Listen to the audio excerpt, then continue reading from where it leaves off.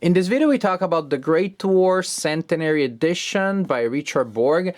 This is the second edition of a game that I reviewed a couple of years ago when it originally came out.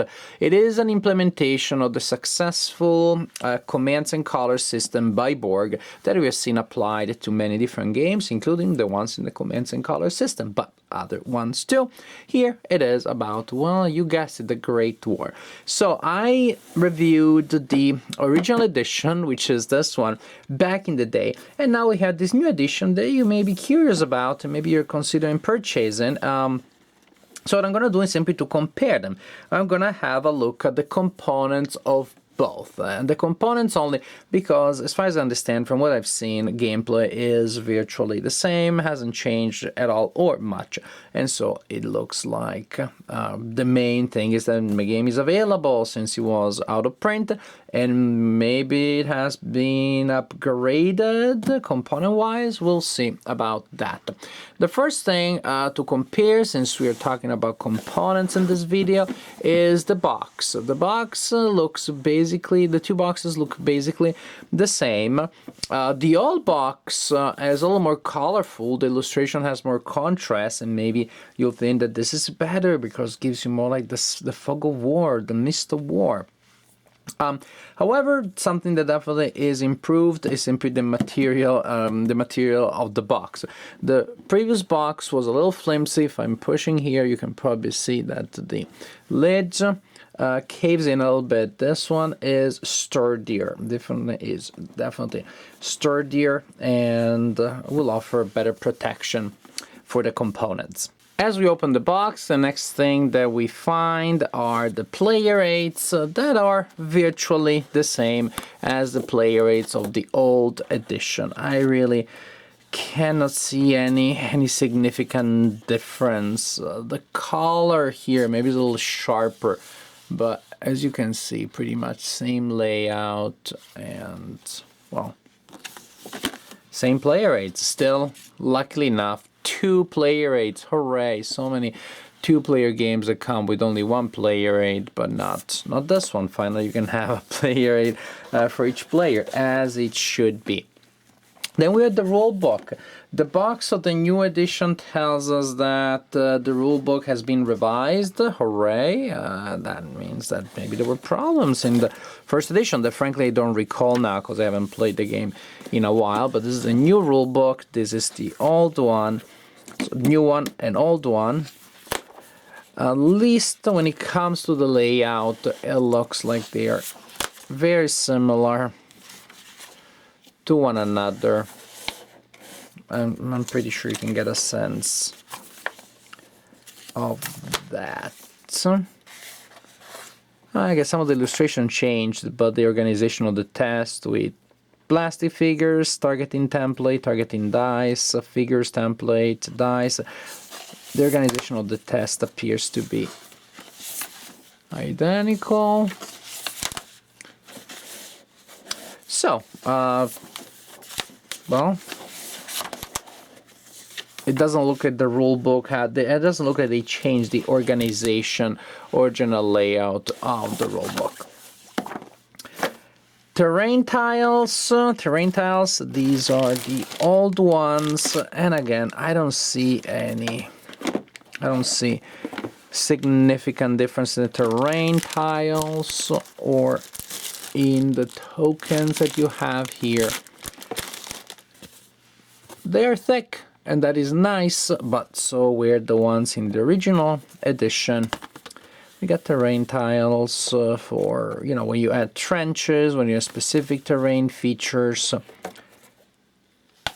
And you got a lot, and so you did in the original version. Now, what I'm excited about to show you is, of course, the board, to an extent, but mainly the miniatures, the plastic. Because if you watch my original video, what I complained about was the original miniatures that they had not been designed all that well, or at least maybe they required a level of expertise that they did not have. But basically, as I tried to assemble them and to cut them from the sprue, many of them broke. Sometimes I would cut apart, one limb from the sprue very carefully, and for some reason the pressure was enough to break another part that was still attached to the sprue on another limb. Maybe I would cut a leg out of the sprue and the rifle would break, or vice versa. And so after a while I had broken many of those soldiers. I got frustrated and I played the game using paper miniature instead of the plastic soldiers that came with the game. That's why these are the soldiers that I had desperately struggled to build, but I had mutilated many of them. As you can see, by the time I was getting to the central, to the Empire, to the Germans and the Austro-Hungarians, I was done. There's no way I'm gonna go through so much pain as I did with these ones, with the effect of ruining the miniatures anyways. But now that I created that suspense, let's look at the board instead, which, if you know games in the commands and color system, you may expect to be pretty bland, because that's the idea. It needs to be neutral, because then you will add terrain features using those terrain elements that I showed you. You will add them later depending on the scenario, and that is a great advantage that gives the game great flexibility. One board, endless scenarios. So the board is double-sided. It definitely gets the job done. It represents the different types of, not landscape per se, but background to the landscape that you can expect. And again, I don't see any significant difference on either side on the map. It got the job done then, it gets the job done now. I would say the new one looks a little glossier. Or even considerably glossier. But that's the main difference that we have here. Again, now, however, finally we get to the soldiers. And the soldiers, finally, I don't have to cut them off a sprue. They come cut already. They come as individual miniatures already. They don't look like they need to be assembled.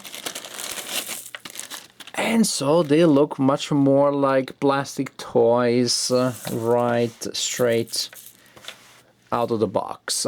And let's take a really closer look.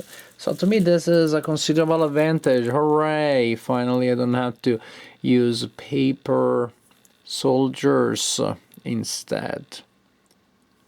And so just to give you a sense, there is a good, not supreme level of detail. They really look like plastic soldiers rather than, say, miniatures, in the sense of the highly thematic, super detailed little statues that we have learned to know and love in miniature wargaming in the last couple of decades. They're also pretty small. For example, again, in terms of detail, level of detail, they remind me of Tide of Iron, but they're definitely smaller than the miniatures for that game. Then here we have the dice that are indistinguishable basically from those of the first edition. They feel slightly heavier, but I don't know about that. And then the cards, we're opening them together. Oh, the excitement. If I can open them, that's always a tricky passage. So this is a card-driven game, so the cards are an incredibly important element. The cards do feel a little flimsy. I mean, they look nice. They definitely look nice because they have color illustrations that other commands and colors games don't have. And these illustrations are really high quality. I would say almost Osprey book kind of quality. Osprey being, of course, a very high standard when it comes to military illustrations.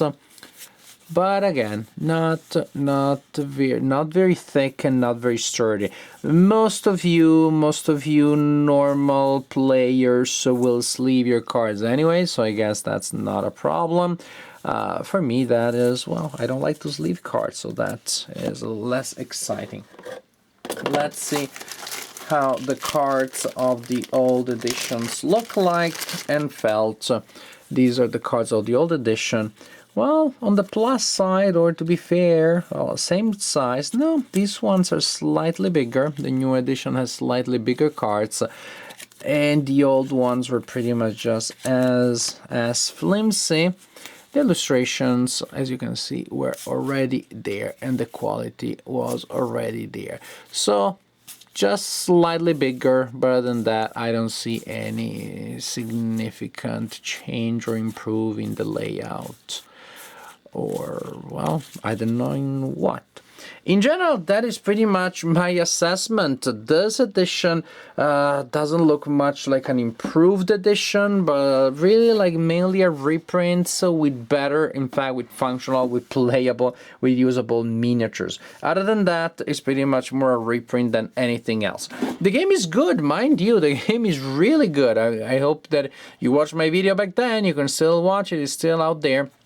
And I gave this game a very strong endorsement. I liked it back then. I haven't played this new edition yet.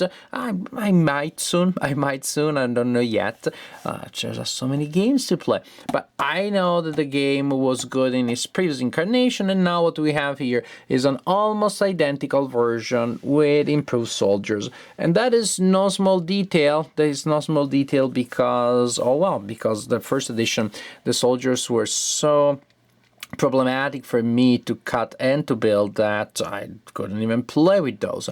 If you had the original edition, I don't know that you will be interested in buying a whole new edition just for the soldiers. Maybe they'll be available simply as an upgrade pack for players that had the first edition. They can buy just the soldiers as an expansion. If you don't have either edition, well, then just go with this one, probably because it is easier to find and it has better soldiers. If you haven't tried the game, give it a try. It's a really strong game if you like the commands and color system.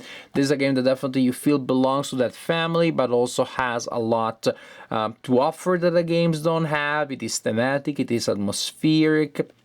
It has a lot of chrome.